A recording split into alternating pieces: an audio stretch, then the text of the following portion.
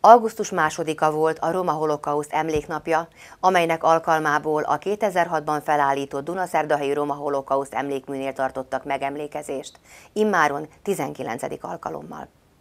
A koszorúzással egybekötött rendezvényen az auschwitzi cigánytáborban 1944. augusztus 2-án meggyilkolt 3000 romára emlékeztek a 80. évfordulón. A II. Világháború összes roma származású áldozatának pontos száma nem ismert. Egyes források szerint 300 és 500 000 közötti, más adatok szerint pedig akár több mint 1 millió is lehet ez a szám. Ravasz József, a megemlékezést szervező Romológiai Kutatóintézet vezetője arra hívta fel a figyelmet, hogy nem szabad elfelejteni a háború borzalmait és a sok szenvedést, amin a romák átmentek.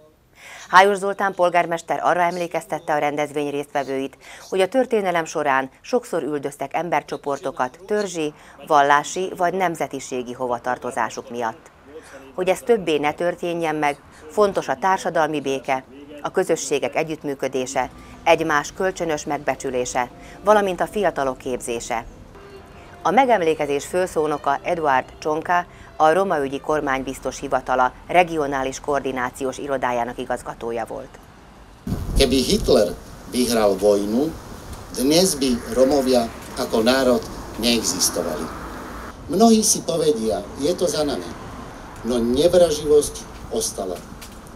Má nové formy a udalosti, na celom svete nám ukazujú, ako rýchlo sa dá sklznúť od slov až k vyvražďovaniu. Medzi populizmom a extrémizmom je tenká hranica, ktorá sa ľahko prekračuje. Preto musí byť naše posolstvo také jasné, ako sa len dá. Extrémizmus a šíriacu sa neznášanlivosť zastavíme len tak, že postavíme zlepšenie Rómov v spoločnosti.